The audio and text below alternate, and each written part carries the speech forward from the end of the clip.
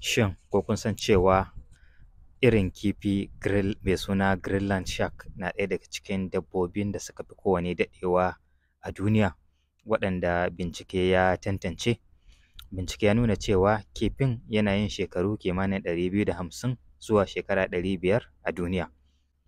Bincike ya nuna cewa kifin baya ma fara balaga sai ya kai kimanin shekara 150, sannan kuma babu wani irin kifi da ke farautarsa sai ɗan adam.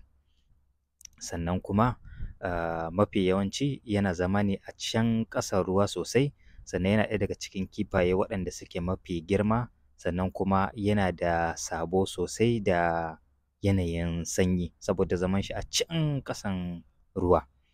Sannan ana samun shi ne a wajen tsibirin Greenland, wato a can saman duniya, inda wurin yana ɗaya daga cikin wurare da suke mafi sanyi, sannan kuma wurare ne da babu yawan ɗan adam a wuraren. Mutane da yawa da masu bincike da yawa suna yin bincike akan irin wannan kifi da kuma yanayin halittarsa da kuma irin baiwar da Allah ya bashi ta daɗewa a duniya.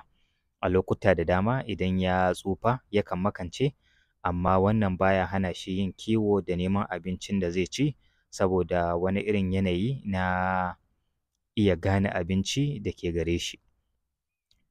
Irin wannan dabba suna ɗaya daga cikin kaɗan waɗanda suke irin waɗannan shekaru a duniya, waɗanda kuma bincike ya tabbatar da irin tsawon ran da suke da shi. Mafi yawanci ba a cika samun shi a sauran ƙasashen duniya ba, sai wannan yanki na Greenland da kuma can saman Arctic, wato can saman duniya inda waɗannan ƙasashe suke.